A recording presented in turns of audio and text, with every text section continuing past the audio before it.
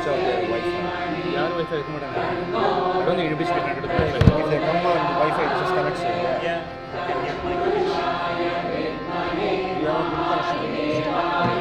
Internet it's connected here, but it's center there is internet from here. The signal is most it is a 3G. It's no use. ये signal ले रहा है try it one bar try it if it doesn't work change the case let's hope for the best thing I can't do anything else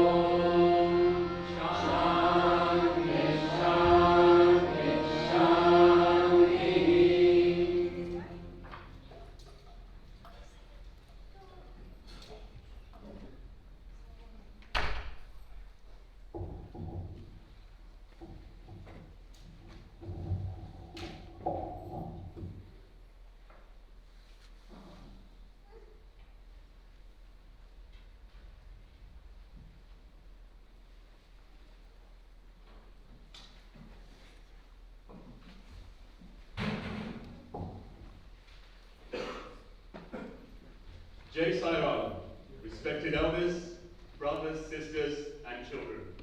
Welcome to today's special celebrations. Before we start, I need to go through some important points.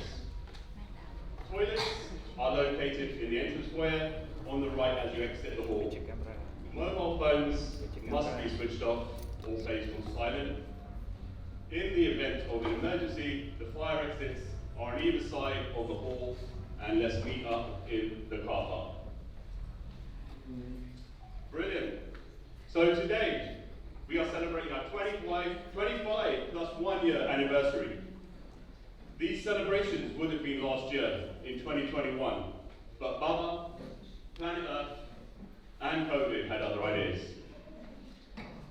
For those of you who know me, I tend to stay in the background, away from the limelight, and at a local level within the Slough organisation.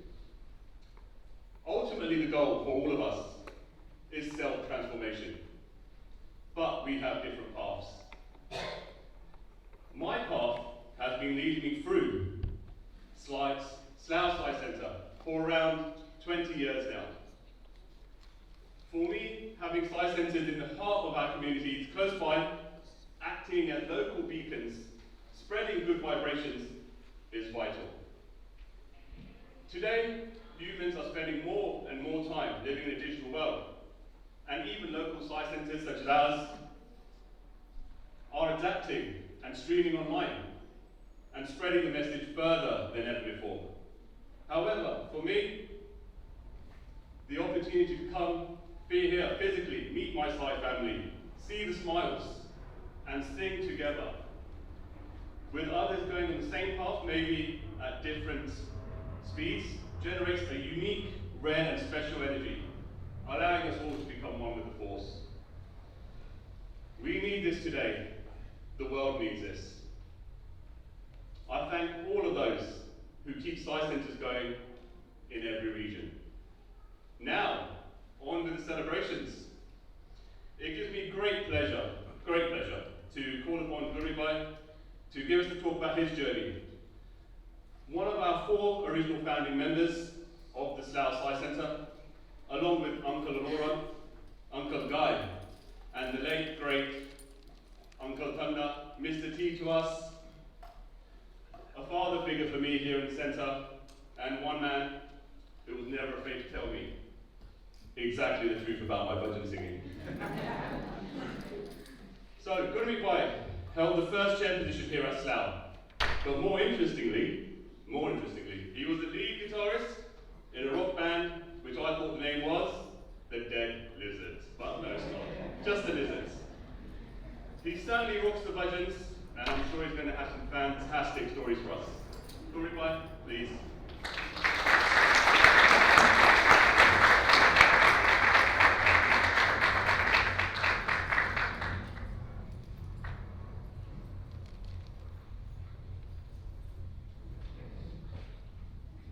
So what am I going to say after this? And you know, like Alpesh says, I sit in the back. I'm in the background. I'm behind you. No, I'm not a good speaker. I try to take you down to our 25 years memory lane, how the center began, and how things were put together. And whenever I refer to I, we, me, please, this is just figure of speech. You know who the doer is, Sai Baba. Satya Sai Baba is the doer, and nothing happens without his will. I cannot speak as well as Brother Ronnie, the way he can absolutely go with a punch. And I don't know if Sister Anita is here, but she is here, yes. And I cannot carry on speaking as much and as well as Sister Anita. Anyhow, if I can take us back to the 90s, at a young age, now, having started the center, what did we require to start the center? By the way, I might refer to Sati, just Sati, because in the past I've been told off if I call her Sister Sati. So what I'll do is, to start the center, there should be some sort of initiative or some interest. How did I get into the sign fold first? At a very young age, my dad used to play the violin, harmonium, he used to sing in the Gurdwara, doing kirtan, and I think music was in the family, and even at the age of 10 or 11, I could pick up a harmonium, and there was a film tune or something, I could just play it. It just came natural to us in the family. But later on, during the college, university times, my interest got more in just sitar playing and guitar. And again, like Brother Alpesh mentioned, we formed a band called The Lizard, and I played the lead guitar there. We had a few Sikh members in the group as well. They wore turbans. When we performed, they took the turbans off, their hair was so long. We played in places like Kingston Polytechnic, which is now the Kingston University, Tiffany's in Ilford, Isleworth Polytechnic, which is the Thames University today. Now, in 1995, I came into Signford. How did I do this? How it happened? I decided that I need to start singing bhajans. I thought your voice was the best instrument, so I went into bhajan singing. I went and learned Anup Jalota bhajans, and later on I tried to sort of perform, and it didn't work because I did not practice with talam. So that went out of the window. My Guruji, from him I acquired a bhajan tape, Satya Sai Baba bhajans. And from there I learned a few bhajans, and you know the first bhajan I learned was Manas Bajare. I did not know that was Swami's first bhajan, given out to all the devotees. So now I have learned some Sai bhajans. I want to go and sing. Where do I go and sing? My mother and a few other people said, go to Featherstone School in Southall. They do bhajans there. I walked in there one Sunday afternoon, 4 o'clock they started bhajans. I saw all these shoes which meant so many people in the hall. I ran from there. I was going to be too much. And then after a few weeks I plucked the courage and I went in there. I said, look, I wanted to sing bhajans, and they said, no, you need to come and practice. Following Sunday I went to practice. I practiced Manas Bajare, and there you go. You are in. You need to be here every week. Sing bhajans, and that's how I got into the sign fold. Now Sati had not been to any sign centers, or she wasn't interested, so one Sunday she joined me at Southall West Center, and we did Aarti, and the first time she came there, tears rolling, and she was into it. She was into sign fold straight away. And during our journey at Southall West Center, we got introduced to Brother Baldev Arora. Now, Brother Baldev Arora had been having bhajans at his house in Lady Margaret Road in 1975. Since 1975 they had been having bhajans at their house. Now, centers like Southall Center, Southall West Center actually took birth from that house, where all the members for those centers were from Brother Arora's house. And even then, Raj Balshodhu took over after when I vacated the chair position. And also Brother Partha, as you all know, he used to also join for bhajans at Brother Arora's house. Now, whilst we were at Brother Arora's house doing bhajans, and also at Southall West Center, we came across late Brother Tambi. Now, Sister Anita will be very familiar with that name. He was a regional coordinator, and then he stepped down, and I think he became the regional coordinator again.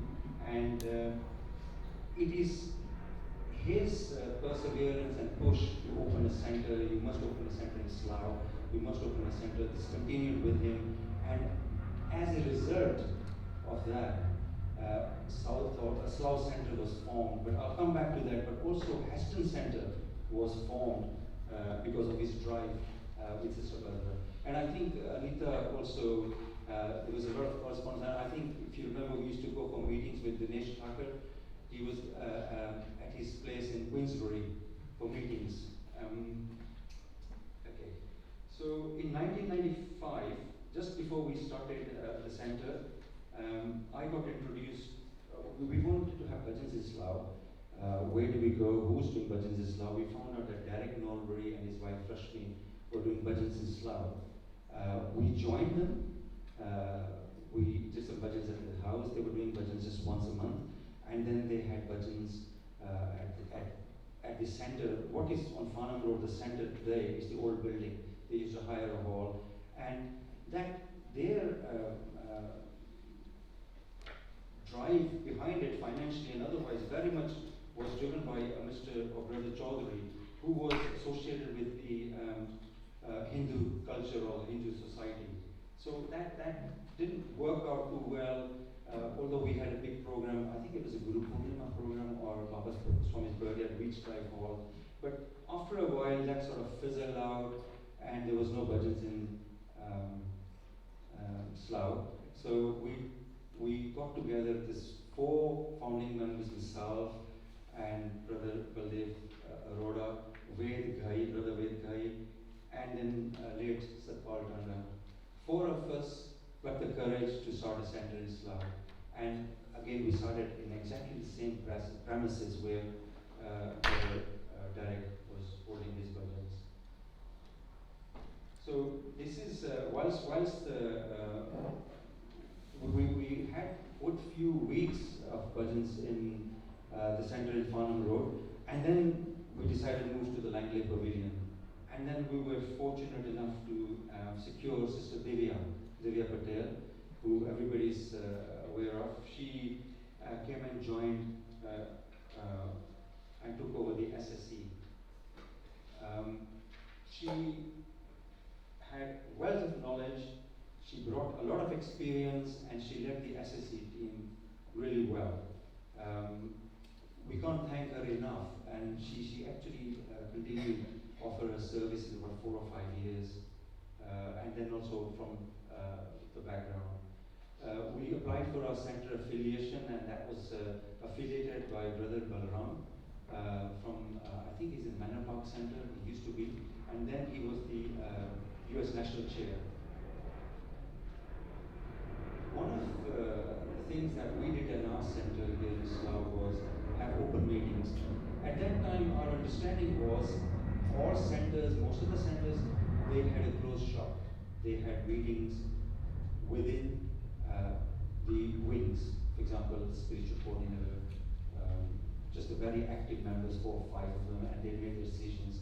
I think we were probably one of the first centers to have this idea about running the center based on the feedback and input from the general congregation.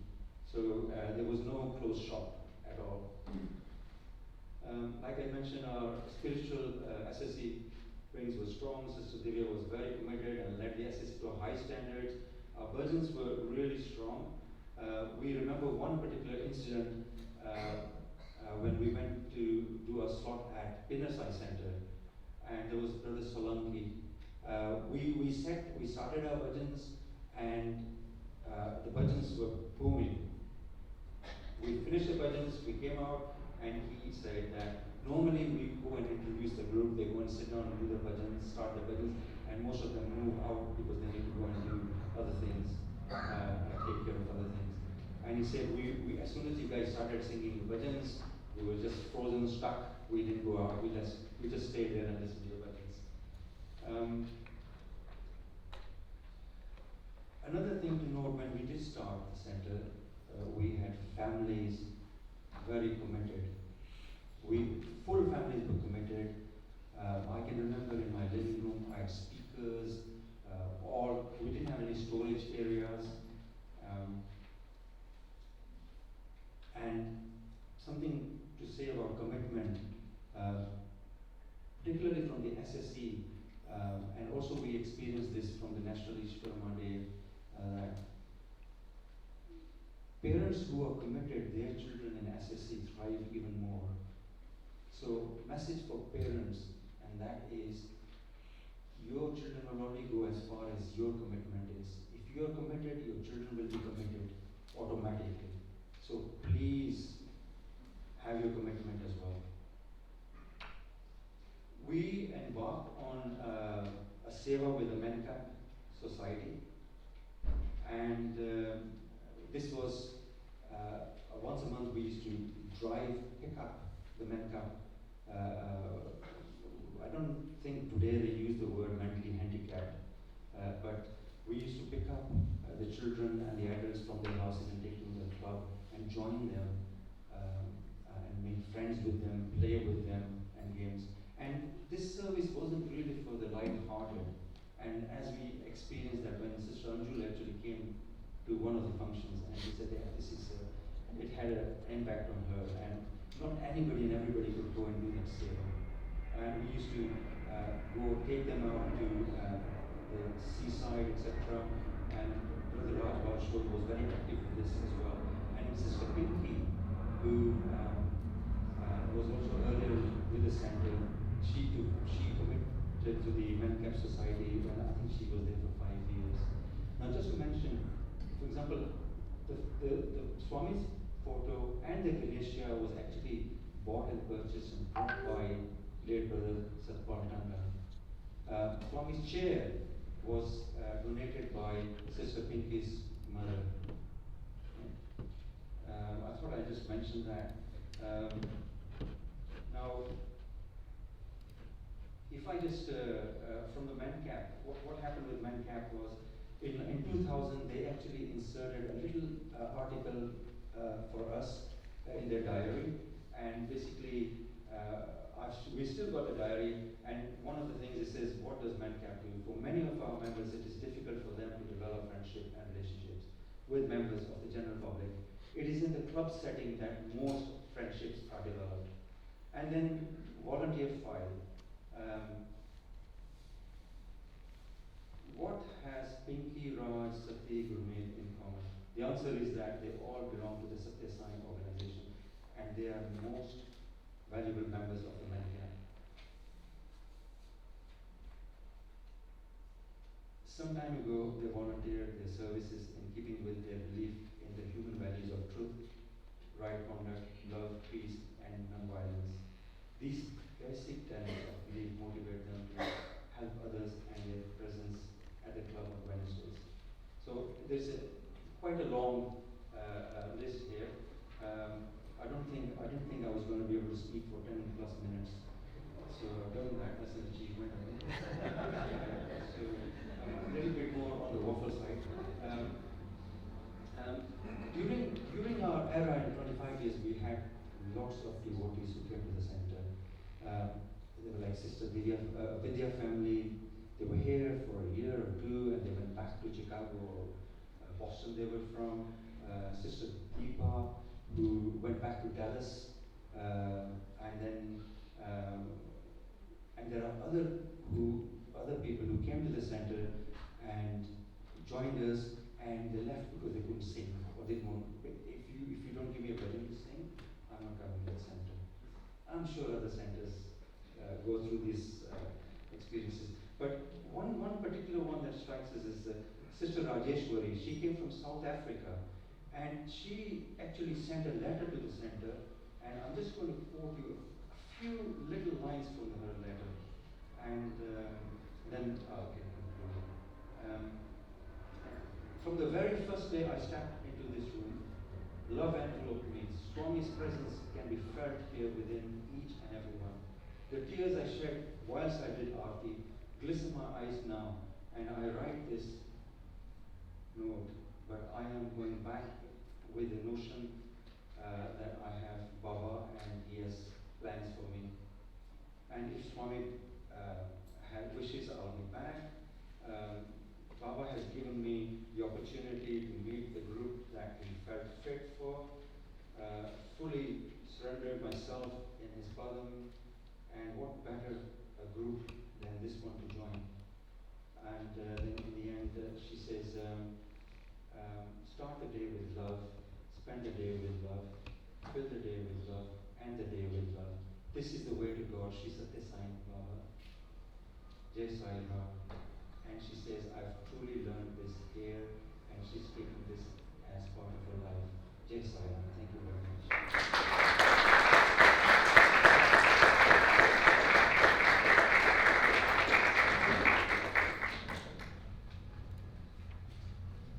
Brilliant. Thank you, Guribhai. And I hope you carry on for the next 25 plus 1 year. We continue to focus on the next level. Thank you. Right, I believe, are we now ready? Right, so we will have a play from our very own podcast children now, entitled Eddie the Penguin Saves the World. Please come along, children, thank you.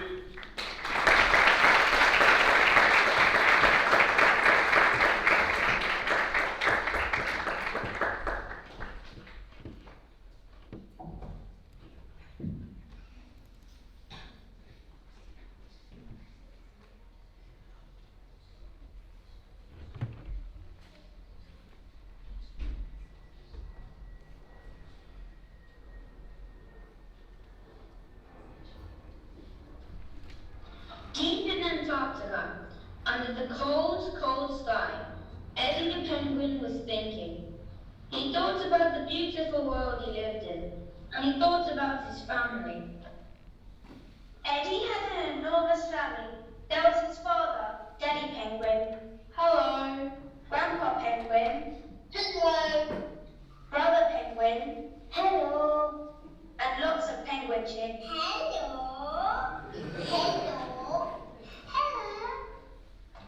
And they all like to have lots of fun. I love swimming. I love diving. I love eating fish. Flip, flip, flapping. I love swimming. I love climbing. I love playing. One day, when Eddie Penguin was having a rest on the ice, he noticed something very strange. He could hear a sound. It went drip, drop, drip, drop, drip, drop. What could it be? As he looked, he saw that the ice was melting and melting away. He called to his family. The ice is melting! The ice is melting! Oh no, the ice is melting!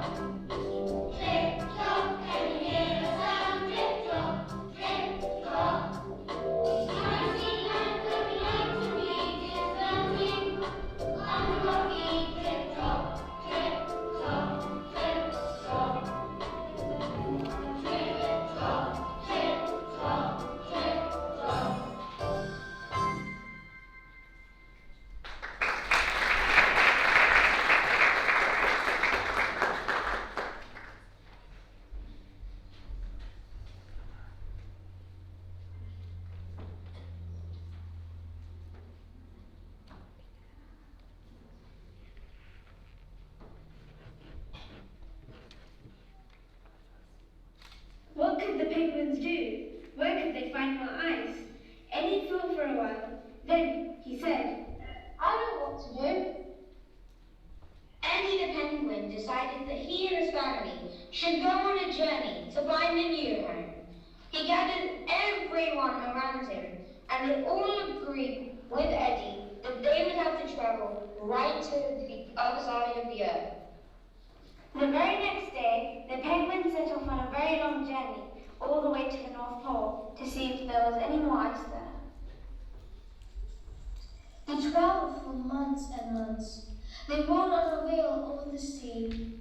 They marched and marched over the land until finally they got to the North Pole. Will there be any more ice here? They wondered. As they looked around, they could see something in the distance. They walked closer and closer. It was a big white animal. Hello, I'm Peggy Polar Bear. Peggy Polar Bear looked very fed up. Then more polar bears appeared, and they looked fed up too. What's the matter? The ice is melting.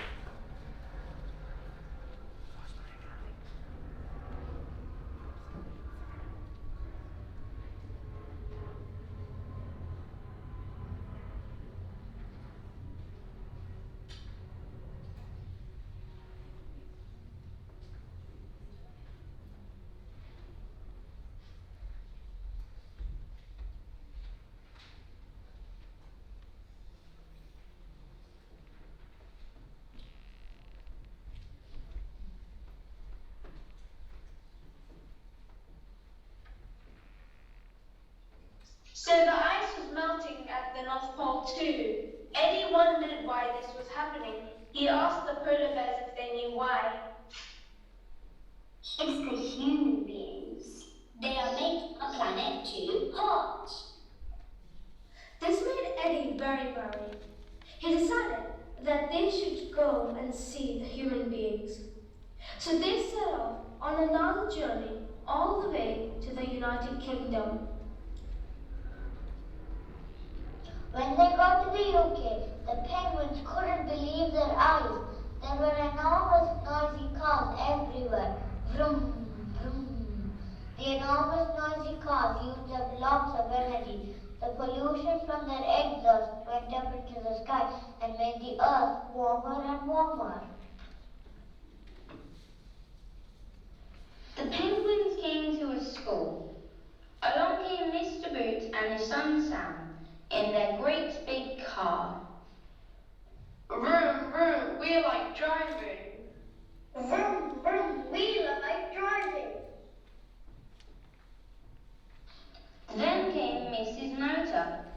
their daughter Pam. Vroom, vroom, we like driving. Vroom, vroom, we like driving. More and more cars arrived at the school, and soon there were lots of people at the school gates. Then, Eddie had an idea. He whispered to the other penguins, and they all started to sing.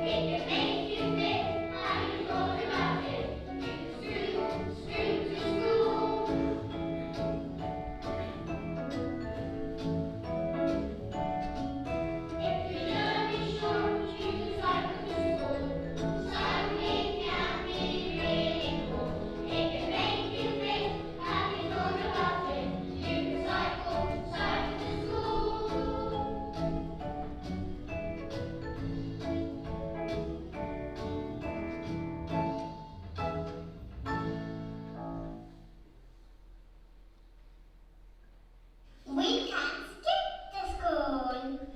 We can scoot to school. We shall get to school. The moms and dads and children thought this was a very good idea and they all joined in. Then every day after that, the children started walking and skipping to school.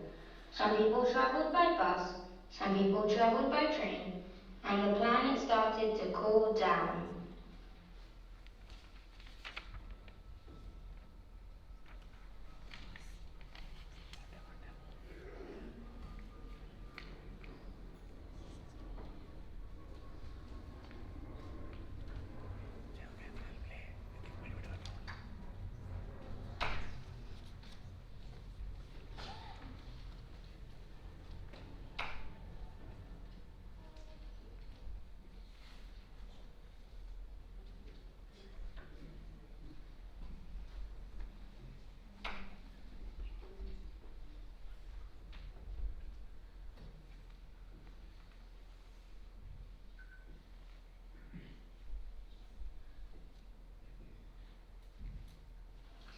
Eddie and his penguins continued their journey.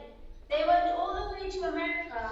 When they got there, they could see lots of houses. Light streamed from every window. Tumble dryers went round and round. Everyone had their eating tent up high and left all the doors open. All the greenhouse gases produced from using all this energy went up into the sky and made the earth warmer and warmer. What can we do? Eddie took all the penguins to the radio station, and there they met DJ Dolly.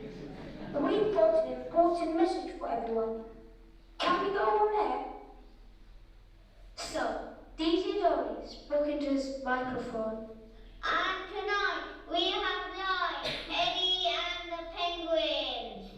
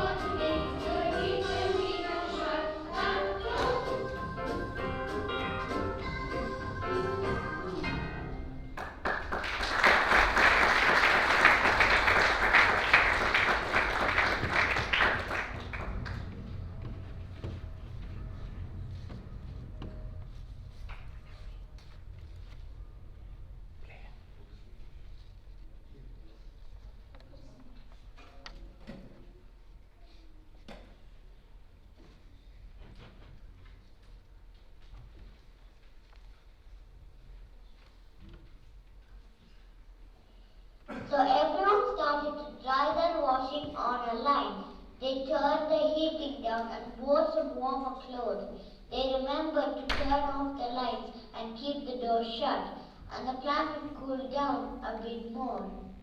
The penguins inspired the school kids across the globe, and a group of students from our dear Bhagavan Sri Satya Sai Baba went on stage to present to the whole world on the effects of climate change and what we can do to help. This helped to motivate a lot of people to do their bit for the world, to make it a better place. As Swami says, nature belongs to God, treat it with reverence.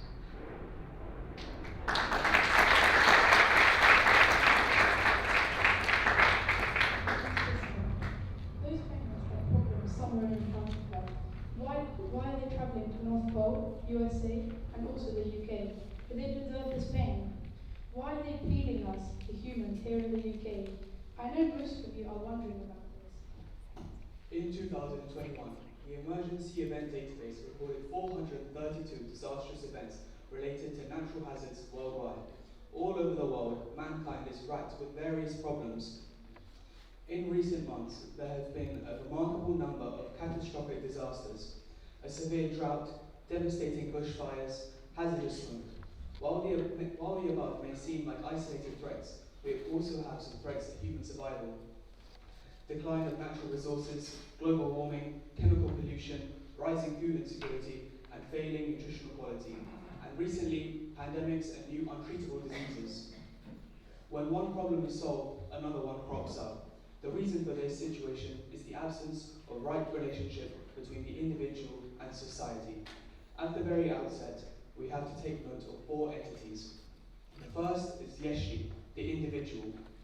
The second is Samashti, the collective entity, society or community. The third is Srishti, the creation, nature. And finally, Parameshti, the supreme God, our sweet Sai. Is the individual different from society, nature, and God? Let's take an example of our body. It consists of different organs performing different functions, but they are all integral parts of one body. For instance, our body consists of hands that has a palm, which has fingers. So the body, hand, palm, and fingers, all are integrally related. If a thorn is stuck in your foot, will it fall out by itself? Will the foot release it? No, you have to take it out using your fingers. Likewise, an individual is not separate from society. By developing sacred qualities and adoring the supreme God, the individual understands the secret of creation and the importance of society. Today, if you want to understand this, the term Samashti encompasses all social organizations. A community is made up of individuals coming together. This union of individuals is essential for the realization of the divine. What can we do as individuals to make an impact on the community and therefore on nature, surrendering to God? Swami gives us simple guidance to follow. These are the 3 R's. Reduce the consumption of resources, reuse the products or materials, recycle the materials if it cannot be reused. Reduce. Let me take you automatically now. Swami was having a conversation with senior boys. One boy said, "Swami, your eyes have become red." Swami replied, "This is due to my own mistake. I did not waste water like you people. When you wash your face, you leave the tap open continuously. While you apply soap to your face, you waste a lot of water by continuously. While you apply soap to your face, you waste a lot of water by leaving the tap open. But I did not do like that. I open the tap only when it's necessary and close it immediately. After applying soap to my face, I opened my eyes to open the tap. In the process, a small amount of soap entered my eyes, and hence my eyes became red. I did not waste even a drop of water, because water is God. Air is also a form of God. That is why I switch off the fan immediately when it's not required. Some people keep the light on throughout the night, even if it's not required, but I switch on the light only when it's necessary, and once switch it off when it's not needed. I do not like to waste anything. Use everything as much as it's necessary." It is interesting to note here that Swami used to shave twice a day, every day, before he gave darshan, but he used the same mug of water both times. Reuse. Swami had only 10 to 15 robes. He used only these few clothes. His devotees, out of love and care, gave him new robes. Swami used to bless them and give them back. Similarly, Swami said to reuse things such as textbooks instead of buying new books every year. Recycle. People across the world do Lucky Japo, which is writing the Lord's name repeatedly on paper. They send all these books to Bharati as an offering to Swami.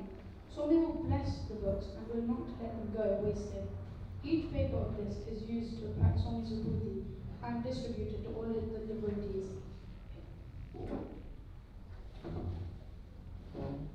Here is such a packet, which has been reused for such a precious cause.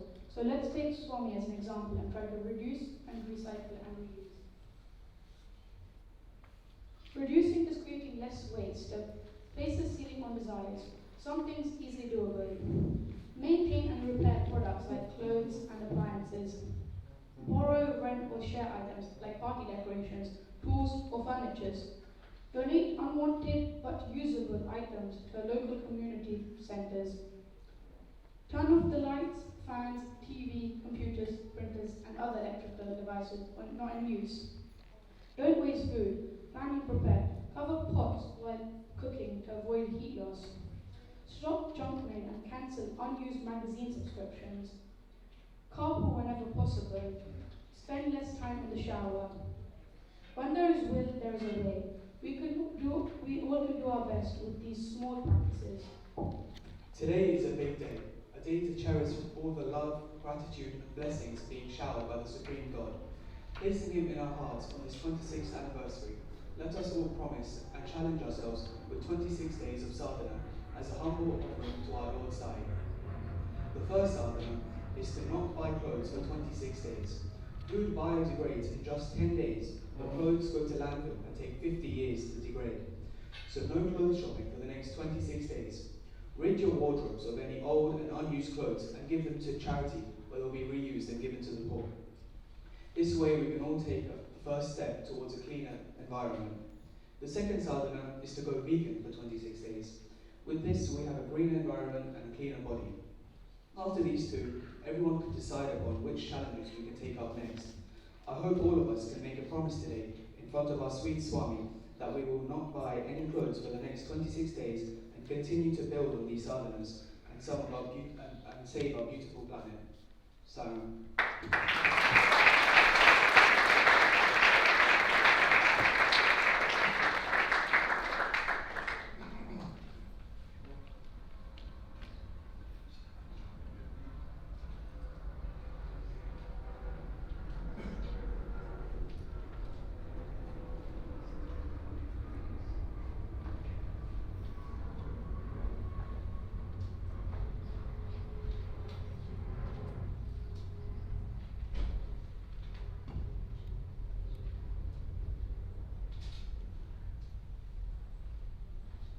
It got ice here in Antarctica.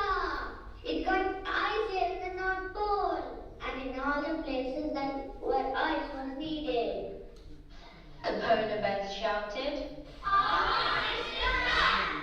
The penguins shouted. The ice is here again! And everyone on the planet shouted.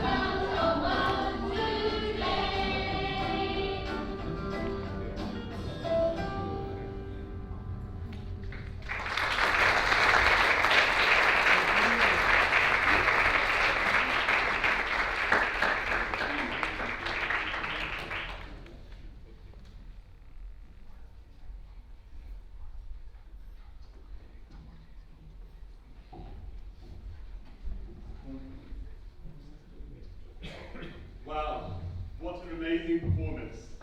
And they had very little time to prepare. A very important message on climate change for everyone to take home. We must do something now before it's too late. Be the change. Right. I would now like to introduce our next guest speaker, who has driven all the way from Leicester this morning. Hopefully he's brought us some nice snacks from Melton Road. Robert Getton is the National President of the Slough Sai organisation UK. He has held several different roles over the last 20 years, including Centre and Regional Youth Coordinator, Region 4 President, and National Disaster Relief Coordinator. By profession, he is a project director for a pharmaceutical company in the Patient Solutions Division, working in partnership with the NHS to detect early lung cancer. Welcome, Robert Getton.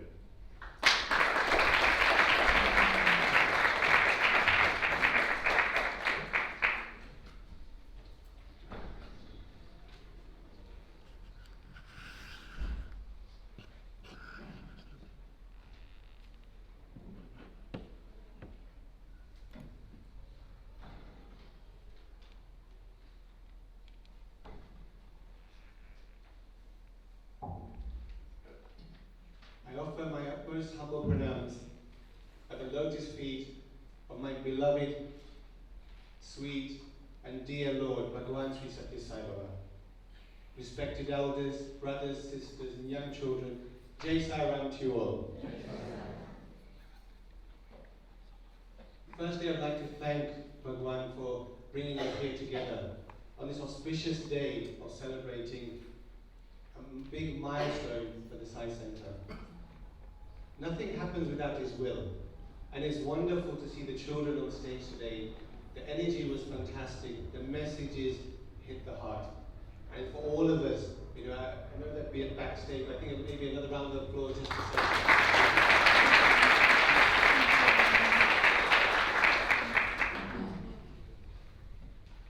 The last few years has been difficult, and I know it has been difficult for all of us.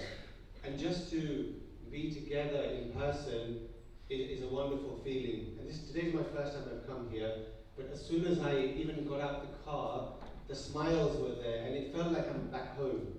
Even though I've not been to this home, but it felt like I'm back home. And every single person, many of you have actually, I didn't even realize you'd come to this centre, so many of you have met so many different places, and at national events, at different regional events, but it's lovely to see you all.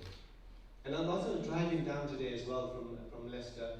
I was thinking all the different thoughts about, you know, what I could share, some experiences I could share, and I know I've got a few minutes only, but a couple of messages I just wanted to share with you, and some personal experiences with Bhagwan as well. And one is that Swami is always with us, and we should never forget that, even in the difficult times, and also the good times as well, because I think for us, sometimes even in good times we forget God because we think we're the doer. And Swami reminds us very quickly as well, and brings us down to earth in terms of, you know, he is the doer, and he's just giving us the opportunity to take part in whatever it is, whether it's a child on the stage, or a setting up, you know, for bhajans or programs as well. And also the second message is about offering everything with love.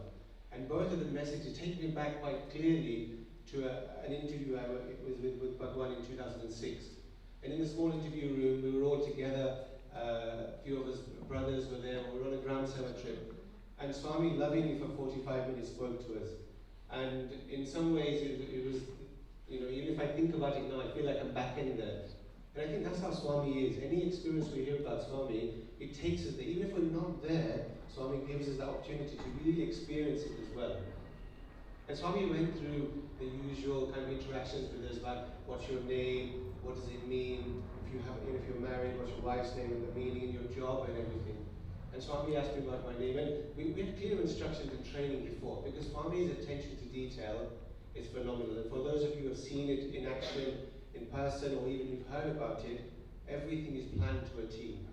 Even at a physical level, you know, and as his brother nodding, 100% Swami teaches us. And like the children were saying today, Swami led by example. And it's not just telling us what to do, but he did it himself. You know, I was shocked to hear. I knew the story of him shaving twice and everything, but to hear that what he does about turning the tap off in between things and switching it back on just in time, and that even he teaches us today as well. So Swami asked me my name, and we were told very clearly not to do any abbreviations. So if we're in the IT field, we should be saying information technology. UK should be United Kingdom. There should be no abbreviations at all. And Swami asked me 3 times. He asked me first my name, and I said Swami's kept. And as if he doesn't know, he asked me 3 times, and 3 times I said it. And then he asked me what the meaning was. And I remembered from the start, as in the preparation, that we should know the meaning. So when I looked up the meaning, it was abode, and I was going to say Swami's abode, to kind of bring his name into it and play the game, and then, not as a game with Swami, but you try and do everything you can and prepare with him. And then my wife's name is Priya, and I thought, if we ready, I would say beloved Swami, so they bring the word beloved from Priya's name. And as he asked me my name and the meaning, and I kind of felt like I was going up to tell him, because I knew what the answer was. And he pointed up and he said, crown, and I quickly sat down and I said, thank you Swami, because he teaches us everything. And he talked about my work and everything as well. And then Auntie in the interview room said, Swami, they're good boys. And Swami said, they're not good boys, they're God boys. How do you spell good? And Swami, you can see it now, for the 45 minutes, there was 19 of us plus 3, so 22 of us in the interview room. There was a chair, Swami's chair at the back like this, and the Swami was coming in the car chair at the time, so the chair was in front of that, so it was very small. So for 45 minutes, I was sitting cross-legged like we sit at the front here, and my shins were touching Swami's feet because we couldn't get any closer, and it was heaven, to be honest, from that side.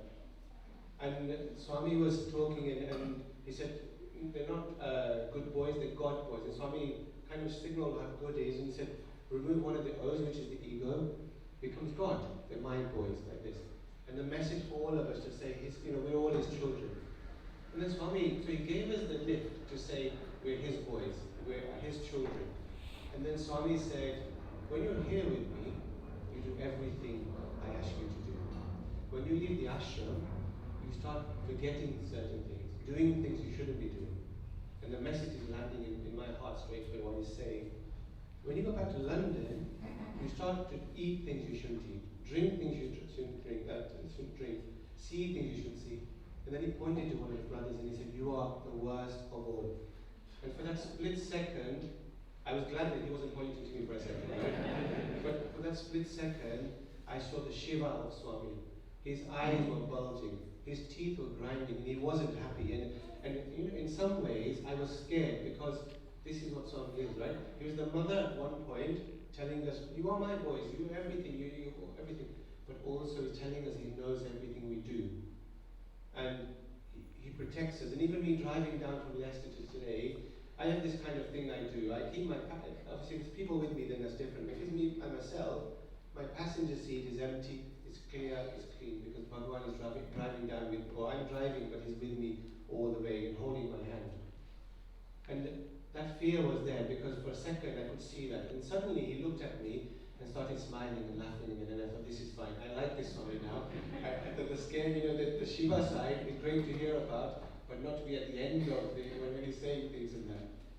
So Swami taught us quite clearly that he's with us all the time as well.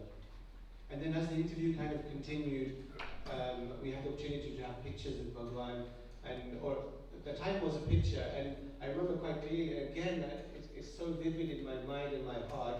I had my left hand on Bhagwan's knee. I don't know why my hand went on his knee for the picture. We all faced like this, and the brother was taking the picture. As soon as he clicked the picture, I knew I wasn't in the picture. In terms of my face also, because my view from my eye to the camera, because everyone was like going forward for the picture, and my heart sank. Now, being the first time in the interview, I never knew that Swami was saying I should have another picture because the brother that took the picture wouldn't be in the picture itself. Then Swami asked for the second picture, and the picture took, and those memories you can cherish for the rest of our life.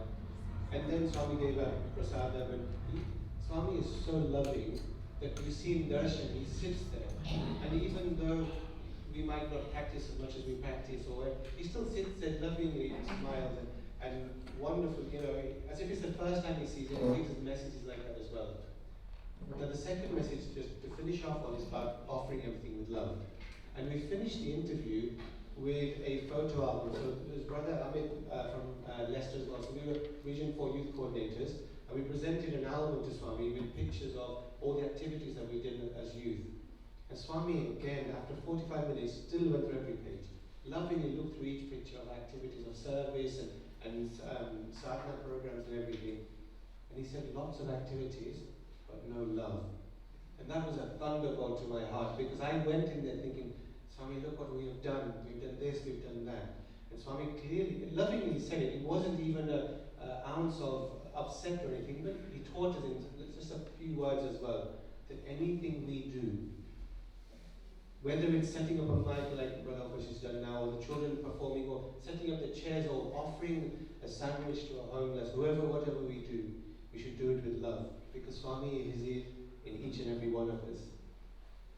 So, just to share the few words today was some messages that came to my heart as I was driving down from Leicester, that we shouldn't miss this opportunity of being in Swami's fold. Take every opportunity that we can do and celebrate these momentous times like today. And Swami, I pray, keeps us going, hold onto his feet, and take every opportunity that we can do. These few words I've finished. Jai Sai Ram.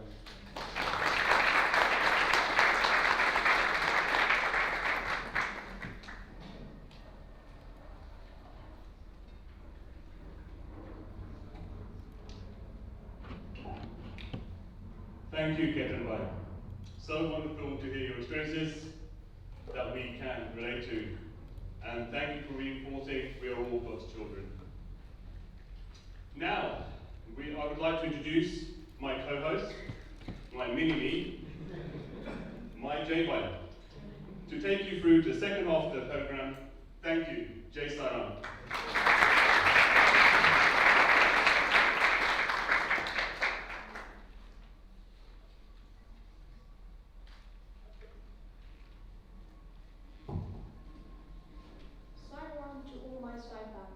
I'm honoured, blessed, and a little nervous to be standing here in front of you. Now, the moment some of you have been waiting for, the poster competition results.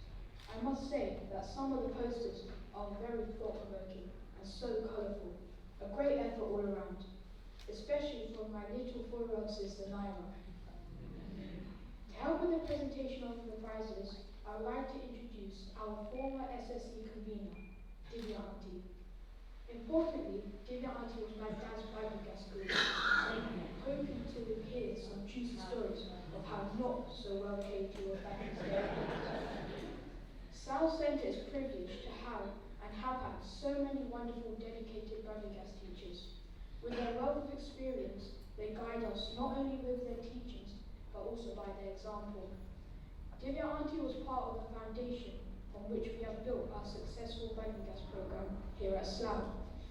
Please give her a warm welcome home. In addition, please can we have the other judges and members of the presentation party come up. Nourish Uncle, an artist and dedicated centre member, always ready to help and support the team. Shanta Kumar Uncle, a long-serving member of Slough Centre, who is always here rain or shine. Auntie Anita, who has been our Region 2 president for the last 3 years and also a Bangladesh graduate. Prateepji and Roniji, who have served the organisation for many years.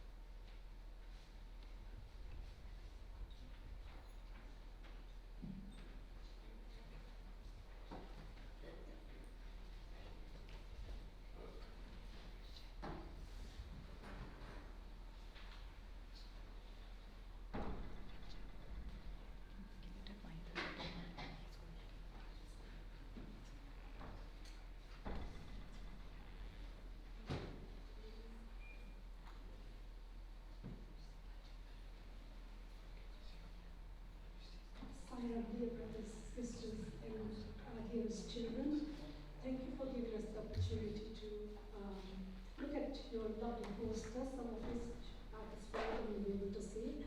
All the 17 participants have done extremely well, but everybody would be given a certificate later. But we call upon the 3 people and receive their certificates and their gifts. The first one is Tanvi, age 7, who did a brilliant picture, and it is just around the side that you may all wish to look at. Tanvi.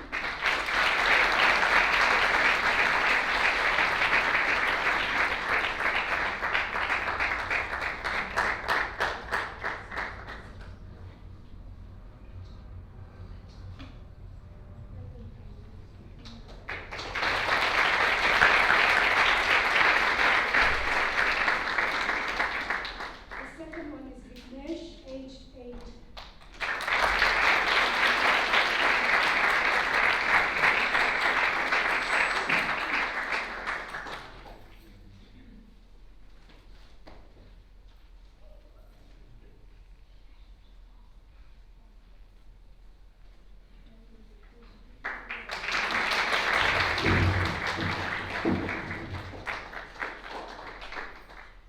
And the third one is Akshita, age 12.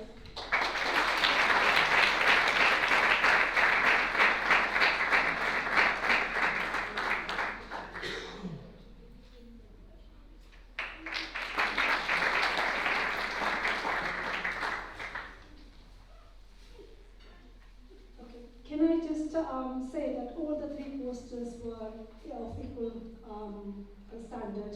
There is no first, second, and third. They were all equally good.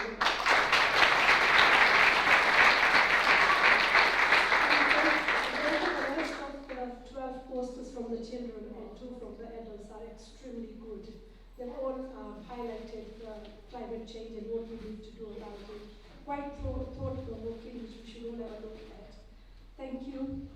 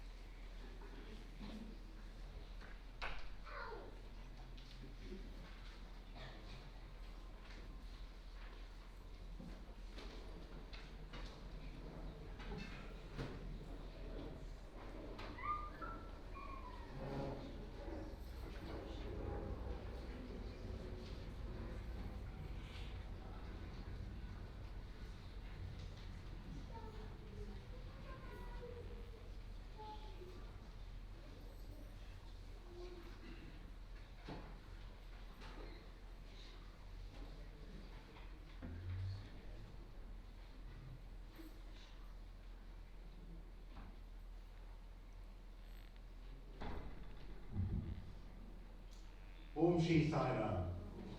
Firstly, it's my great pleasure to be here with all of you today on this wonderful occasion. So I've been asked to read out the names of Balikas children to receive certificates from and here for your dedication to learning and attending the Balikas program. So the first one to call up to the front is Akash Ramesh.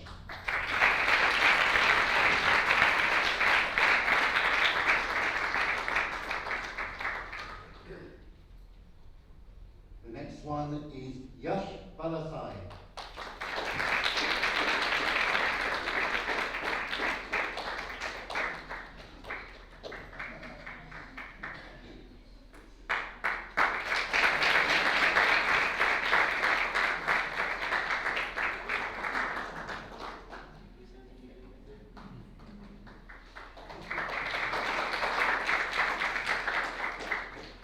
Next one is Varsha Kumar.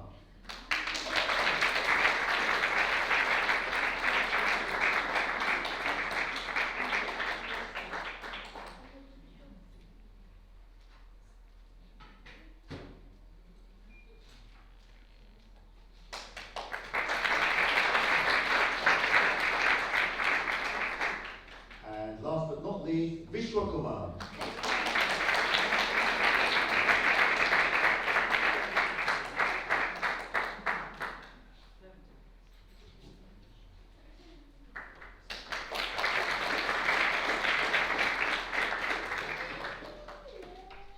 Salam everyone. I'm equally privileged to be here with you all today, celebrating your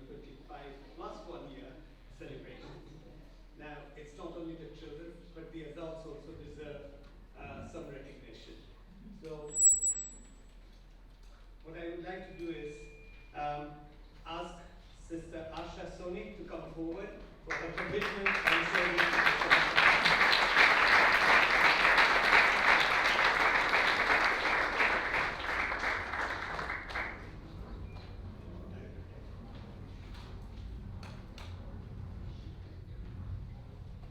Next, we'd like to call Sister Renu Gopal for her service.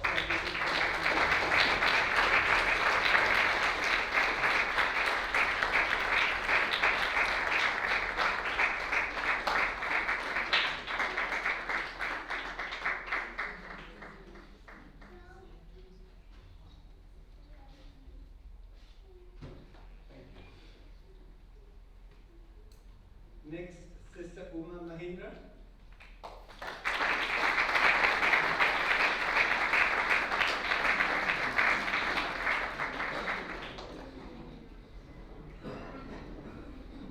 And last but not least, Akila Venkatraman.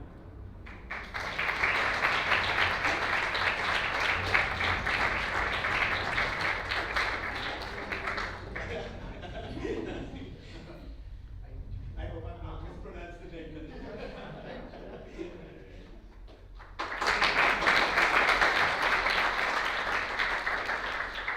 Thank you so much.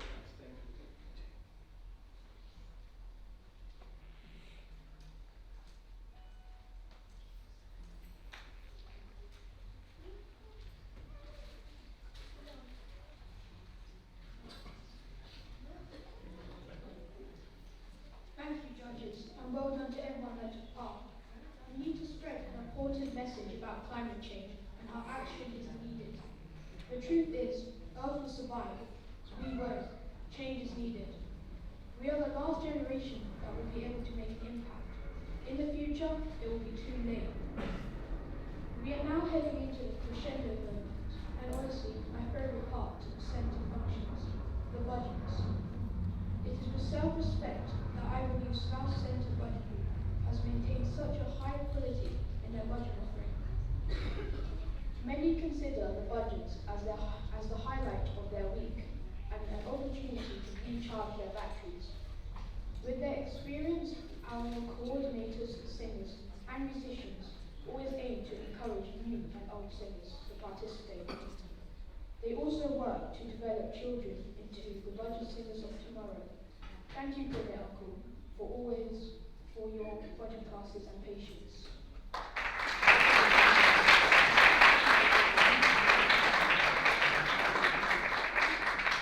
So everyone, please plug in, join in, and help us raise the energy levels with loud singing and clapping in V. Without any further delay, please can we have the special surprise video messages followed by the budgets.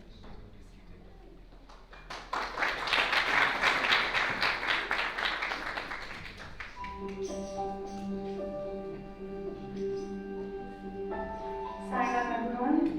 Hope everyone is enjoying the function today. I came to Swami's fold when I was about 9 or 10 years old. I was introduced to Swami by my maternal uncle, who is no more now. He had these two pictures of Swami. One is black and white and a colorful one. Very small one, like A5 size photos. When I went to my aunt's place for holidays, I saw these pictures and I was drawn to that colorful picture. So I begged him and brought one home. Obviously my dad didn't like it, but then he gave a place to Swami in Abu Dhabi. That's how I was introduced to Swami. So since 1974, 75, something like that, from that. And my first visit to Whitefield, actually I saw Swami in Whitefield. And under that tree, everyone knows that picture, and that is my favorite picture. This is how I saw Swami the first time, and I was so fortunate to sit at his lotus feet in the front row. Not knowing what's happening, but yes, Swami was changing me. That was still a beautiful memory, and I see Swami there, and he answers my questions in that form. And I'm a great believer of service to man, service to God. And wherever I go, Swami pulls me back to teaching. But I have, because I think his message was just, I need to teach, until I go and have to teach and shape the future generations in whatever possible way. And I was teaching in Sri Lanka, Kenya, I'm working in school now. And I was an SSC student, then a youth, then an SSC teacher in Sri Lanka. And since I moved to UK, I've been teaching SSC. It's, I don't know, the satisfaction we get from that is immense. And when you see the little children you taught as an adult and say, hi, Brother Andy, I'm working in the hospital, and I'm doing this, I'm doing that, it's, oh my God, it's such a pleasure. So my message for the future generations will be like, don't let go of someone. Wherever you go, take him with you, and he will guide you. I remember this one question my youngest daughter asked when she went to uni. Mom, I was with you all this time, you were telling me whether I will do the right thing or not, and I'm moving away now. How do I know that I'm making the right decision? So I told her, keep Swami with you and ask yourself, will Swami be happy with my action? Whatever decision I make now, will Swami be happy? If your heart says yes, then go with it. And if your heart says no for any reason, please don't do it, because you know you're going to get into trouble. So, with that note, yeah, thank you for giving me a chance to express myself. Jai Sai Ram. Salam everyone. I did that by avoiding this video as long as I can, but Brother Mahesh was insistent that I must share my answers to 3 questions that he posted. So here you go. The first one was how Swami brought us into the fold, brought me into the fold, for example. So my answer would be yes, Swami is, without his will, you can't be part of the Sai fold as such.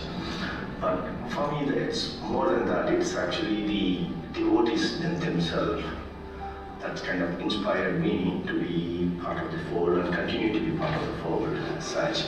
Okay, whether it's in Sundaram, when I attended the bhajans for the first time without knowing much about Swami, or whether when I walked into Slough Sai Center in 2000 for the first time, it's always the devotees, the loving nature and the caring thing that's kind of inspired me at least to come and be part of the fold as such. Okay, so I just do the same thing to all the newcomers in the center, to be caring, to make them feel that they are part of it. Okay, so that's what I had the same. I had the feeling, and I just want everyone that new walking to the center have the same feeling about our center. So yeah, that's my answer for the first one. The second one, the Madhava Seva is Madhava Seva, and how that quote from Swami is related in your life. How dare you give one particular incident as such, but I used to be part of Age Link, and the Age Link, the founder, Mr. Balraj, he always used to say that, okay, he always quote that message and say and inspire us as volunteers. And you could see that, like after the event is done, the elderly, the happiness in their face. Okay, you could see that kind of inspire you to do more. So yes, in that sense, yes, that message was very inspiring to me. The third one, regarding the message, what is the message for the future generation? As you all know, I don't even convey the message from this region properly. announcements, I tend to forget quite a lot of the main important messages. So I'm the last person to give you any sort of messages. But I just wanted to relay one message I received from our fellow devotee, Sister Usha, although lot of years back. In a sense, she used to say to me, it's like if you put Swami in the center first, at least on a Sunday, Swami takes care of the rest. Okay, so I've always been trying to do it. I don't think I do it 100%, but I do try to put center the Swami first on Sunday as such. It's still work in progress. I just want everybody here to do the same. Try putting Swami and center first on Sunday and see what happens in our life. Okay. So yes, let us all keep trying that. Okay. So that's the message which I'm just relaying. That one that I received all those years back. Sai Ram everyone, congratulations to all of you as we are celebrating the 25th anniversary of our Sai Center. The first question is how I came to know about the Sai Center. A colleague of my husband, who was a former SSC teacher, from her we came to know about the Sai Center, and then we, as a family, we started coming to the center. And the most thing that impressed me was the bhajans. And I didn't want to miss any of the Sundays. And then slowly I started finding out about a Sai organization, and I started taking part in most of the activities that were going in the center, like the study circle and the seva opportunities.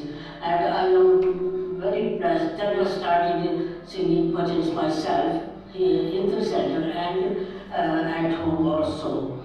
And I have served as a seva coordinator for the 2 terms. I'm very fortunate to be part of this organization, and I have found so many wonderful people in my Sai family, and who respect me and love me a lot.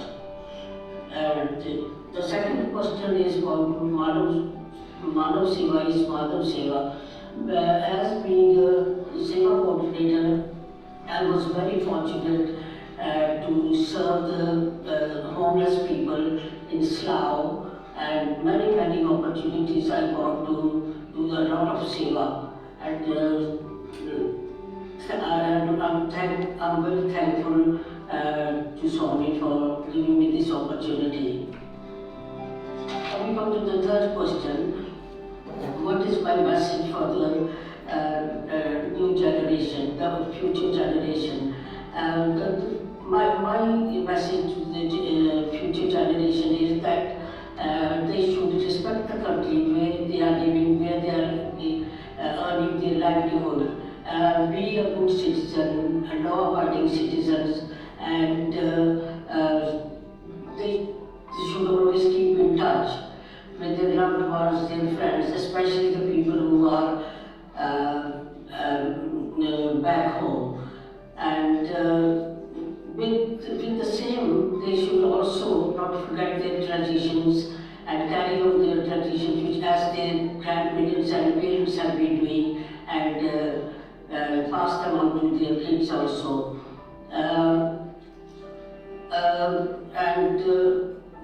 A kite which flies in the sky high gives us a very good message. It says, fly high, but stay connected with to the ground, to our roots, or we are lost. Om Sai Ram. Om Shri Sai Ram. I grew up in a family that had Swami very much front and centre. So I've known Swami for 35, 40 years, and he has been such a large part of my life, as with many devotees. And I came to the centre probably in the early 2000s, so I've been associated with Slough Centre for almost 22 years, and part of that was also as a chair. And the biggest learning for me, being in the Sai fold, is actually what happens to you when you're no longer close to a Sai centre. So we take it for granted. We take Swami for granted a lot. And I learned some of my most powerful experiences about what Swami means to me when I physically wasn't able to go to a Sai centre. And the first time I experienced that was actually when I moved to Dubai. And you cannot practice any other religion apart from Islam. It's not legally sanctioned, so if you are going to a Sai centre, you're breaking the law. So it's all done in secret. And it made me realise how lucky we are in the UK, that we have freedom of religious expression, we can believe, we can pray exactly as we want to, when we want to, and we're not breaking any laws, so we're not going to go to prison for it. The second instance where I really learnt of Swami's presence and Swami's absence and what that meant was actually after I had my son. You can imagine with a very little baby, you have so much going on in your life, and I couldn't make it to the centre regularly, and yes, Swami was so close in my life, and actually the whole experience of being away from the centre was almost more powerful than being in the centre. So every time I would go to the centre, every 2 to 3 months, which was very strange for somebody who used to go every week, it was such a blessing. It felt like I was coming home to Swami every time I went to the centre. And now, as I've grown up through the organisation, grown up through being a mother, Swami's relationship, my relationship with Swami has changed again, because I see it through the eyes of my son, who's now going to be 10, and I have explained Swami's divinity to him, and he does ask awkward questions, like, why do you salute, why do you do arati to an empty chair? And we have to explain to him that we believe that Swami is actually there. Or he will ask strange questions like, why is Shiva wearing a skirt? And it's actually a tiger skin. So your relationship with Swami changes as your life takes turns. And he brings you closer and closer. You may not realize it at the time, but you are closer and closer to him. And even when you are physically not in the centre, not even close by, don't even have a picture of him with you, that's sometimes the times when you are actually feeling the closest to him. So I hope that has been interesting to share, for you to hear. And the biggest thing that I can say is my life would be very, very different if Swami hadn't blessed me with knowing that he walked the earth. Om Shri Sai Ram. Om Shri Sai Ram. I came to Swami as a student of Shri Satya Sai Higher Secondary School in Puttaparthi. I'm very privileged and forever grateful to Swami for showering this rarest blessing upon me. If given a chance to revisit any segment of my life, I would choose these 3 amazing years, which were undoubtedly the most precious years of my life. It will take several hours if I talk further about the school. So coming out, I had learned and experienced several values, the most important ones being true happiness, unconditional love, and selfless service. It was in 2010 that I found out about Slough Sai Center and started to come regularly. Every time I enter the center and say Sai Ram, my heart gets filled with lovely thoughts and experiences of my school. Rainy, sunny, windy, or prostrate day, you see devotees coming to the center demonstrating the value of discipline. Elders, brothers, sisters, and children with lovely smiles, heartfelt Sai Ram greetings, bhajans, aarti. You feel all the positive and energetic vibrations around. Visiting Sai Center once a week gives me mental and spiritual strength, which is much more powerful than the multi-vitamins I consume. I feel extremely blessed to be part of Slough Sai Center.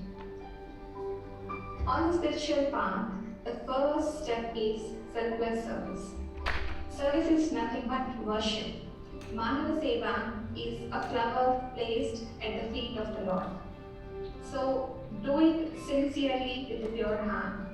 Don't expect anything in return. Only then you can experience the true joy and peace. Small but strong pieces of advice. Respect your parents. Make sure you give them happiness in all that you do. With their blessings, you will achieve the best in life. The second one would be, we have time for school, work, friends, shopping, parties, games, and many more. But we hardly spend time for God. For God is waiting for our call. Let's not make Him wait. Let's place Him in our hearts and make Him a part of everything we do. Let's make Him our master, our best friend. He will then take care of the rest. Jai Sai Ram.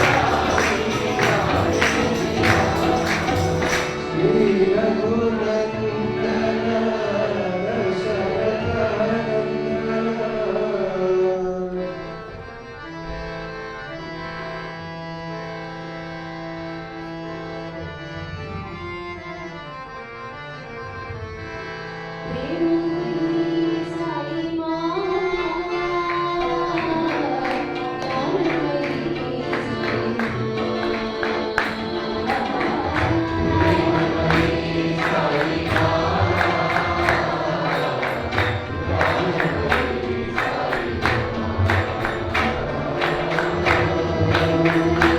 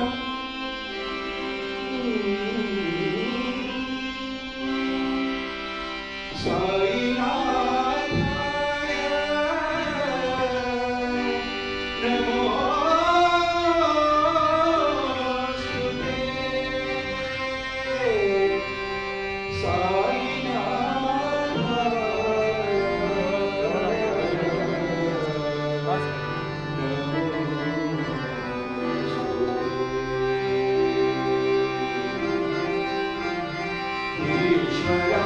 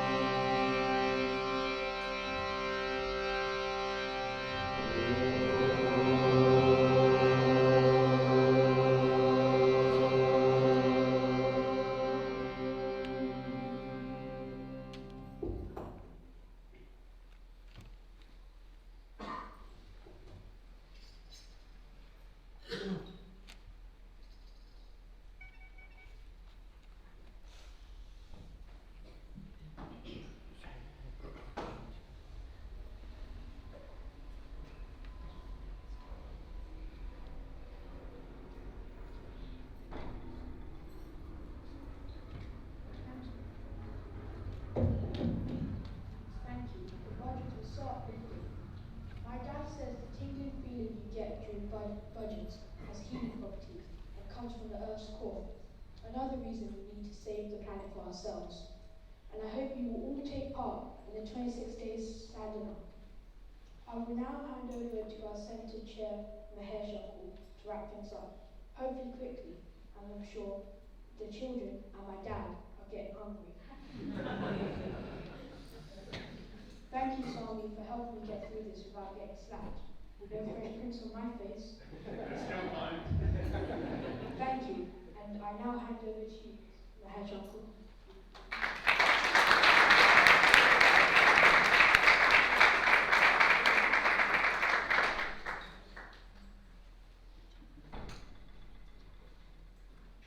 I offer my humble pronounce at the lotus feet of Sri Swami. Respected elders, brothers, sisters, and teachers, Jai Saram.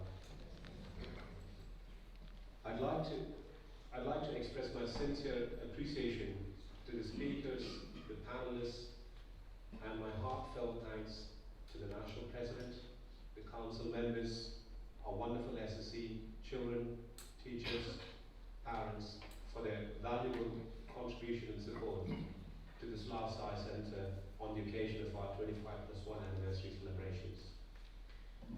As with all events at our centre, and this particular performance and presentation by our SSE children on climate change has been an outstanding one. The poster competition reflected the way our children wanted our planet to be in 25 years' time from now.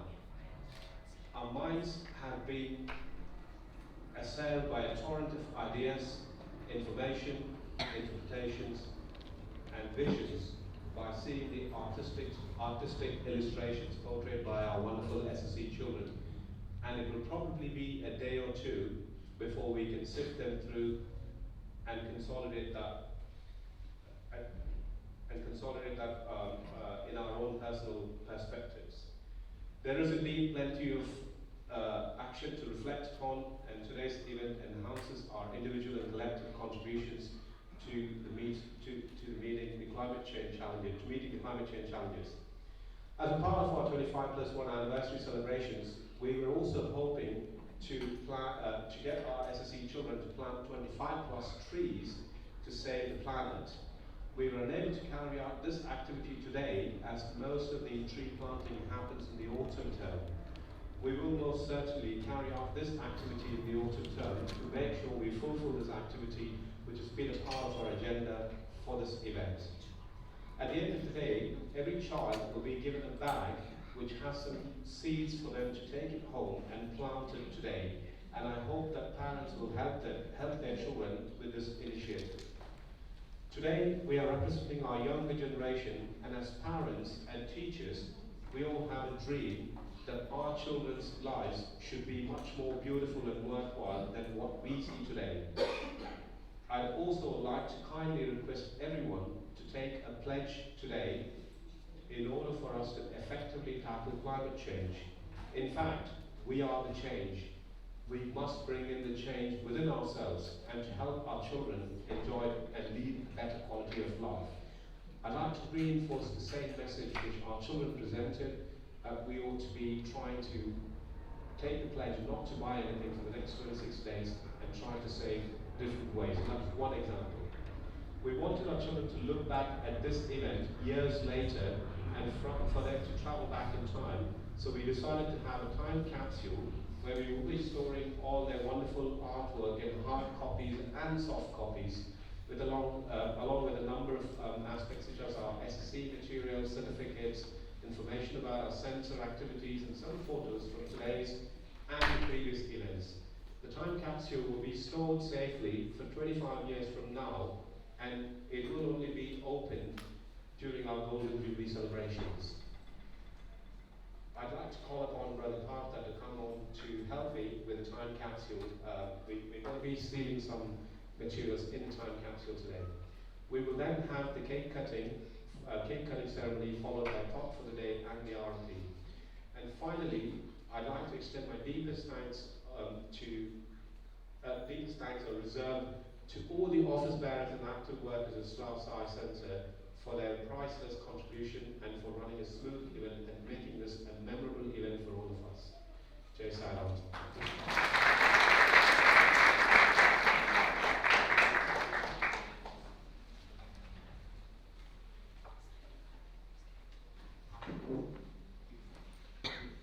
We've got some certificates which we've already put inside. We've saved some of the previous photos in the form of a USB. We put all those inside, and we're going to be putting some of our current poster work, which our children completed today. We're going to be putting that inside.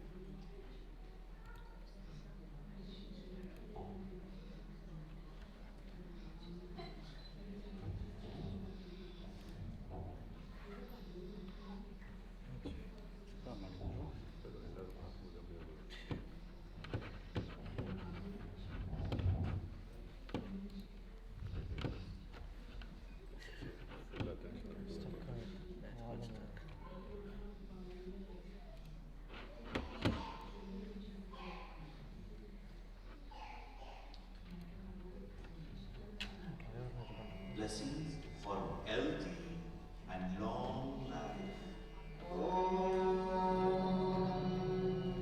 शतमानं भवति शतायुः पुरुषः शतेन्द्रिय आयुः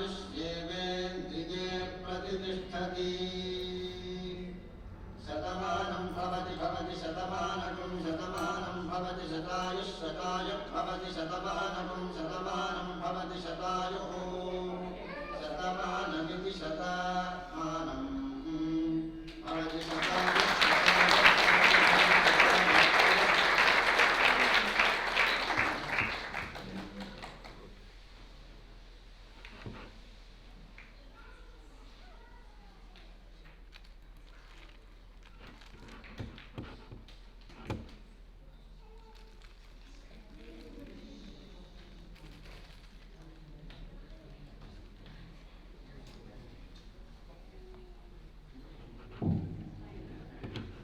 We will now have the talk for the day, followed by Aarti.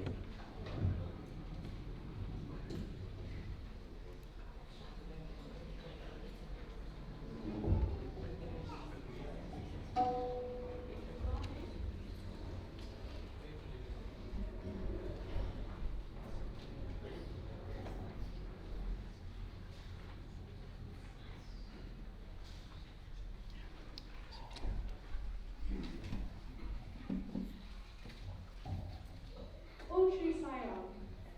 Respected elders, brothers and sisters, dear Sai Ram. Thought for the day, 3rd of July 2022. Life is a pilgrimage to God. The holy spot is there afar. The road lies before you, but unless you take the first step towards and follow that step with others, how can you reach it? Start with courage, faith, joy, and steadiness. You are bound to succeed. The mind and the intellect are two bullocks tied to the cart of the inner man. The bullocks are not used to the road of truth, righteousness, peace, and love.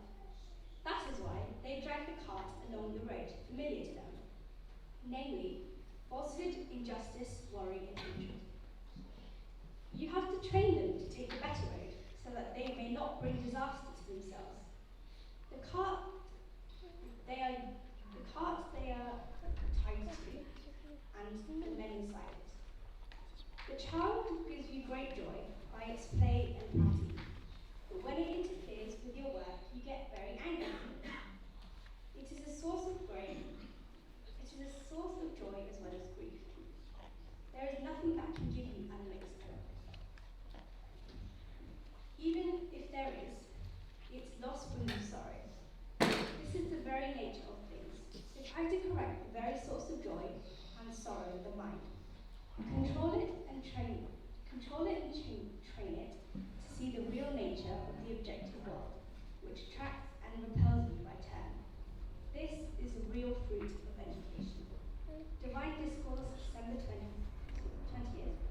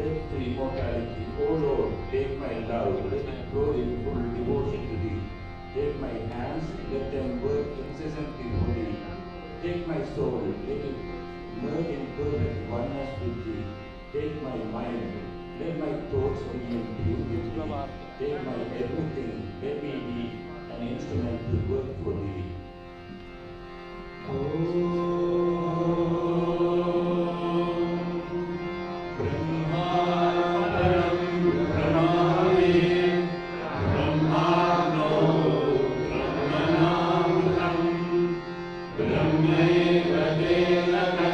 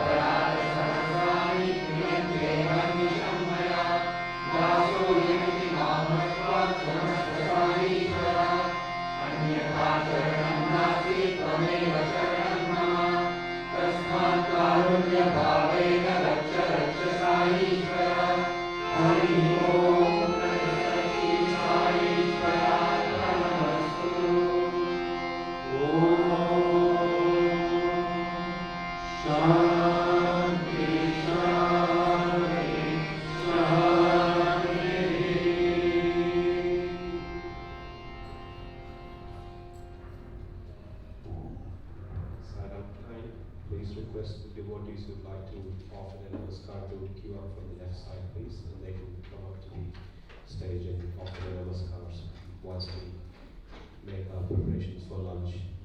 And can I also please request at the time of lunch that we try not to waste food.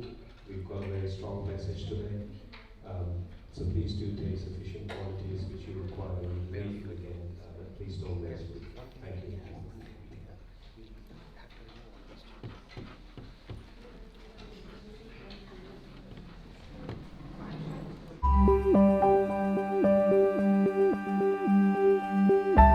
Sairam everyone, and many congratulations on this anniversary. Let us also take the time today to reflect on those founding members who are sadly not with us. It was their shared determination and hard work that set up this centre in the first place, and we should be thankful to them.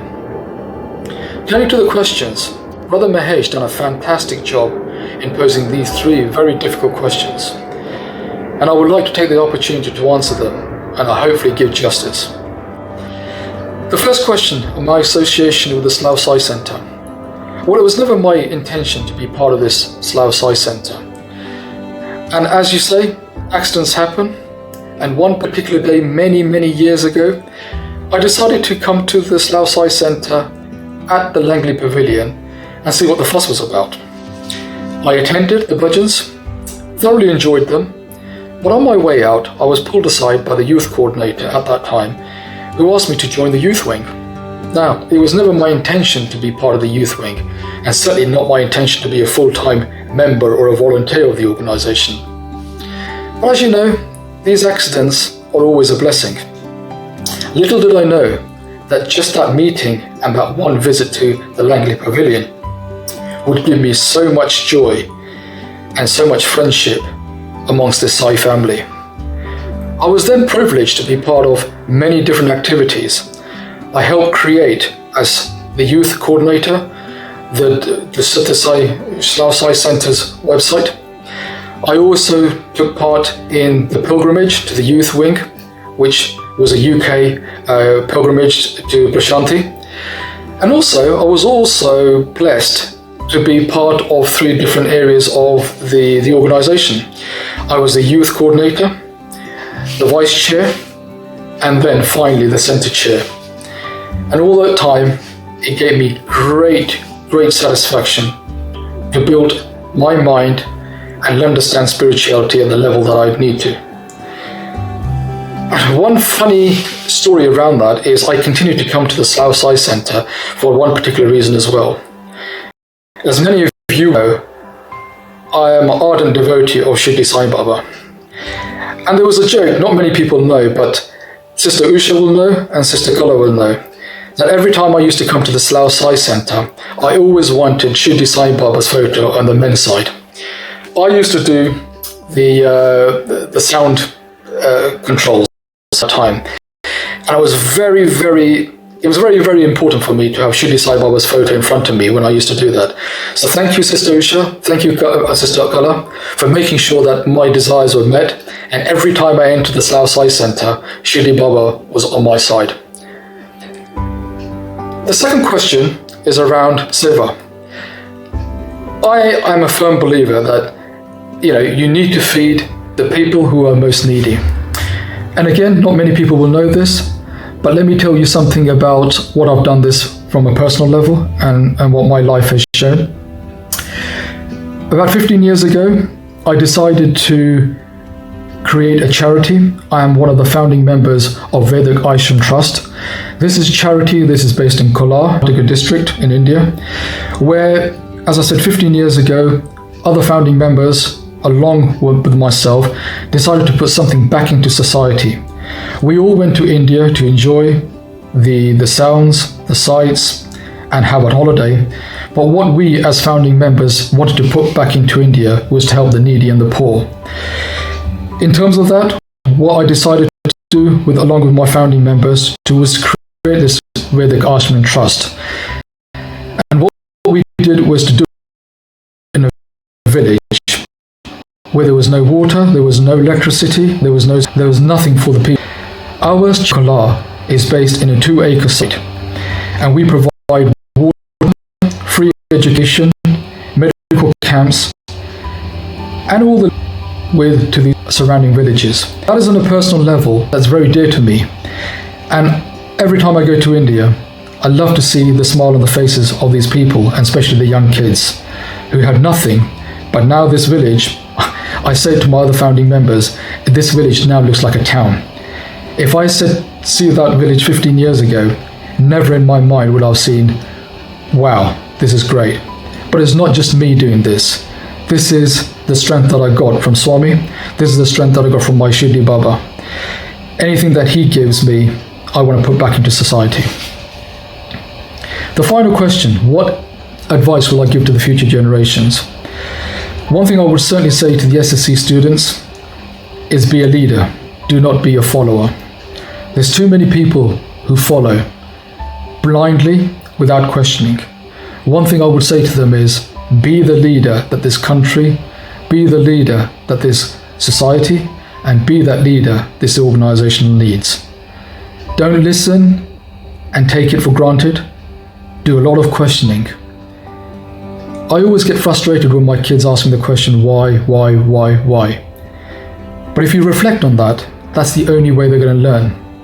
And in fact, since I became a father, I like the children asking these questions, why? Because in my mind, they're questioning everything about this world. So never give up that desire to ask why and challenge the norm. Challenge everything that's been taught to you, because don't take it at face value. Only when you really question and ask those reasons, the reasoning behind you do certain things, will that open you up to spirituality. So be the leader, be the change, but above all, be humble.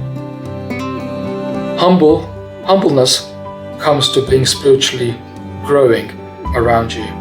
So it's important that you be humble, ask the questions, and be the leader. And if you have those 3 things in mind, you will never fail. And I wish you all the best of luck.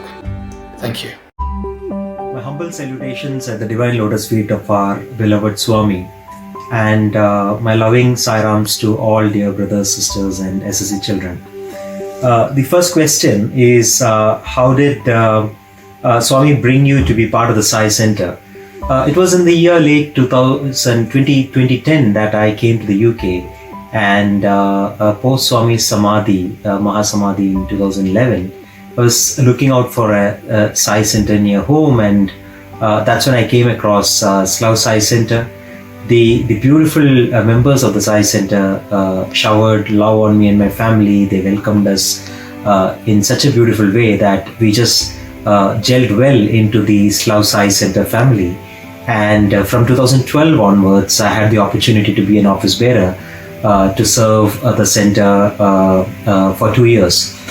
Now, thanks to all the loving members who've been part of the center at that point in time, we enjoyed thoroughly being part of Slough Sai Center. Now, the next question is, Manav Seva is Madhav Seva. Am I able to relate to the quote, any specific event in my life? Several events. As a Swami student, I had the fortune of studying my MBA in Puttaparthi in the year 2000-2002. Several hundreds, if not thousands of events where I could experience this. But one specific thing that I could that touched me as part of Slough Sai Center's activity is the seva that we do in the Brent Cross, the Pratamanja Seva, where in the Neasden homeless shelter, when we went to do the seva, we were thinking, I took my young daughter at that point in time, who was 3 years old, and when we went there to collect all the sandwiches and go to the Neasden homeless shelter on a Saturday evening, we thought we were just carrying, as part of our duty, as part of our service, sandwiches which were available in Pratamanja in a cold pack to distribute it to the people there. And so we diligently went, me and my little daughter. We went and the caretaker asked us to keep all the sandwiches there. We happily did that. He helped us, and we thought our duty was over and we were coming back. At that point in time, the caretaker stopped my daughter and asked her, "Do you know what you're doing?" She said, "Yes, I just bought the sandwich. I'm just arranging the sandwich on the table." He said, "No, you've actually given us the best meal of our week. The people here in this entire homeless shelter look forward to this one meal because this is the richest meal that we get to eat in a week." That was very touching, just not for me. I personally thought that transformed that little child who heard that, because she thought it was just sandwich, and here is somebody who's saying it's a gift of God in the form of food that is coming. So I truly believe that Satya Sai organization, especially the beautiful work that the Slough Sai Center has been doing, touches many, many lives, whether we understand it or not, directly and indirectly through Swami's. It's a great opportunity to spread Swami's messages and also take part in the service activities as an extension of our own love and outreach to the society. Now, the third question, which I would like to answer is, what message do I have for the future generations? I think it's very simple. Swami has given all of us several messages, very, very simple words. We just need to follow them. And two of them that I would call out for all of us, including all of us who are the future generations and the youngsters who are budding, who are evolving into leaders of the society, is follow human values. Swami has taught us the 5 human values: Satya, Dharma, Shanti, Prema, and Ahimsa. Never leave them. At any circumstances or at any point in time when you're challenged with, never leave the 5 human values. That's one message. The second message that I want to give you is always have Trikarana Shuddhi, as Swami says, which is unity and purity between your own thought, your own word, and your own deed. These 2 things, in my opinion, if we keep honest to ourselves, the Trikarana Shuddhi and the 5 human values, I think will make our dear Lord Swami happy, and will be able to be really, really add justice and value to our own existence in this world. Jai Sai Ram.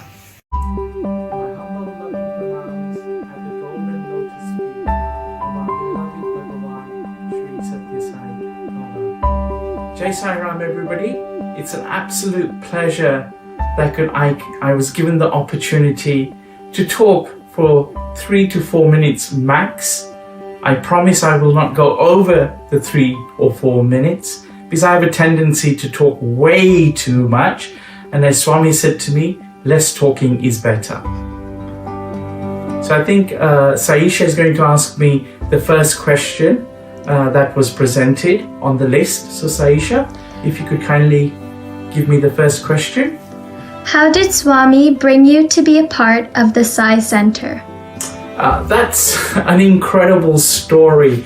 I just returned from working in Germany. A young man, I had just moved to the Langley Slough area, and this is showing my age now. In them days, we didn't really have the internet, shall I say. So I was searching to be with Swami.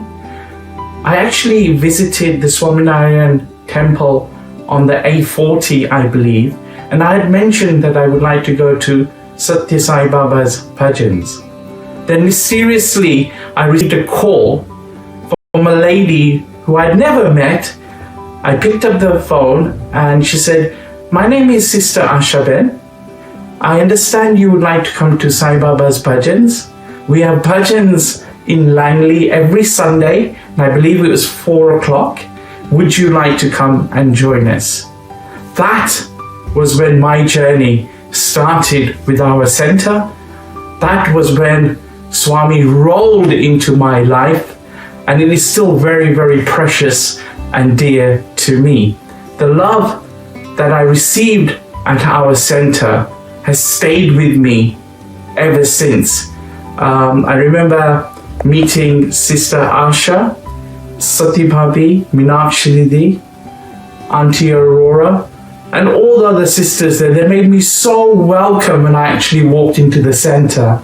And then obviously we had Brother Gurmeet, Uncle Tanda Jr., Uncle Tanda Sr., Uncle Ved, Uncle Aurora. The love that they all showered on me is just absolutely phenomenal. So I'm keeping to the minutes here. So should we go to the next question? Yes. Manava Seva is Madhava Seva. Are you able to relate this quote to any specific event in your life? Very, very nice quotation from our beloved Lord. Service to man is service to God. There's one particular service activity that we used to do at Slough, was working at the mentally handicapped center once a month.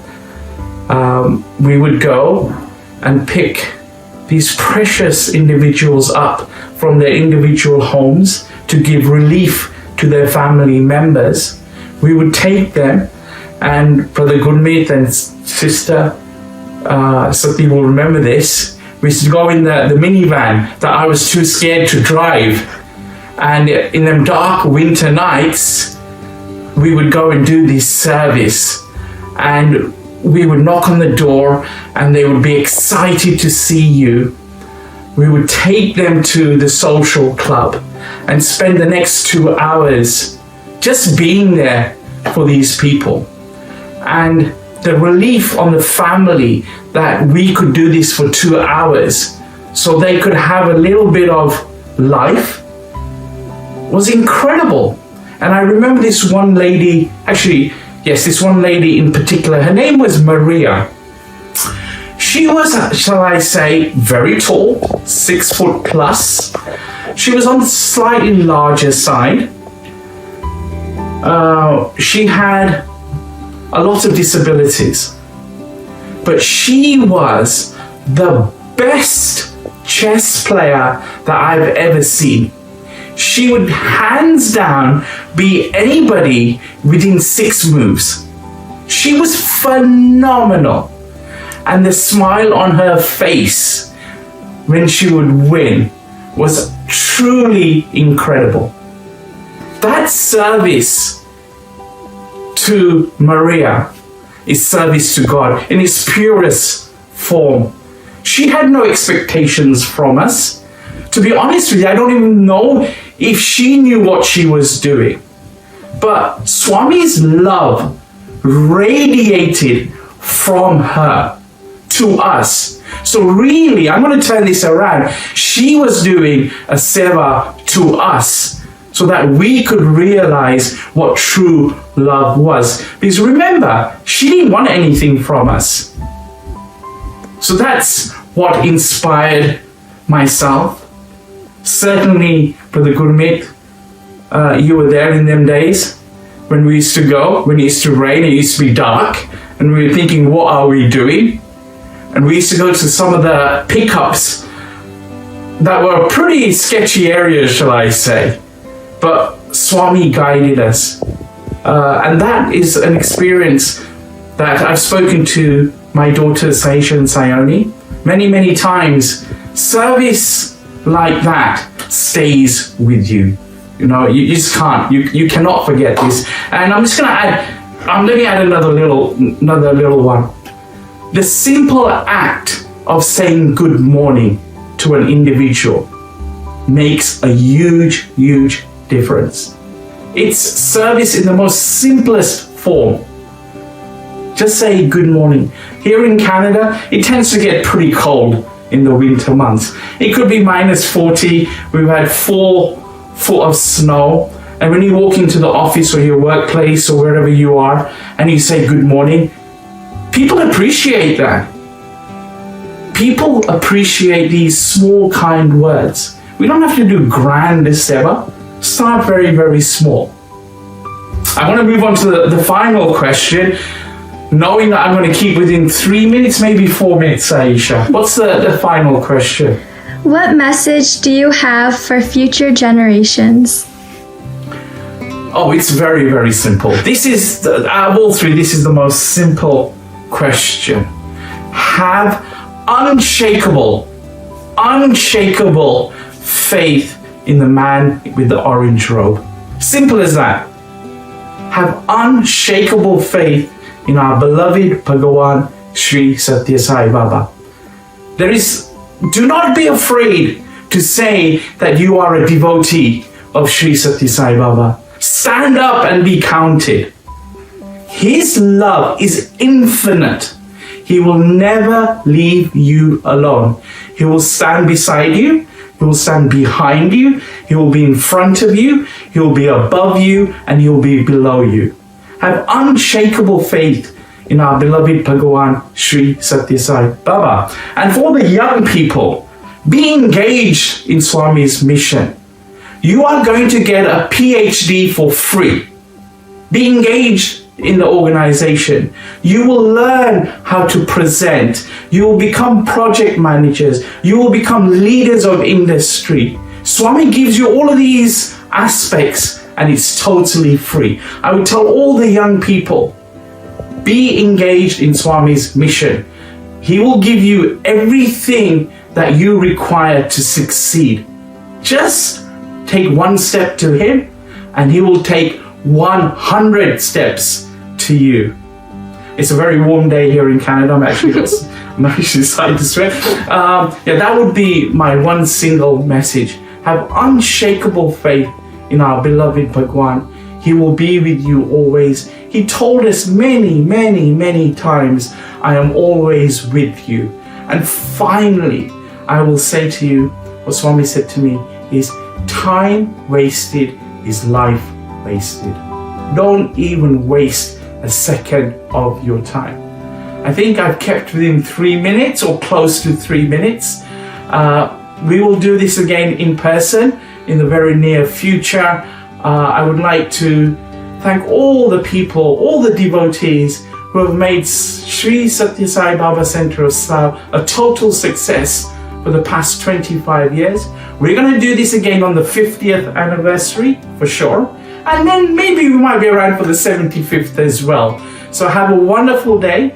Enjoy. I look forward to listening to the bhajans.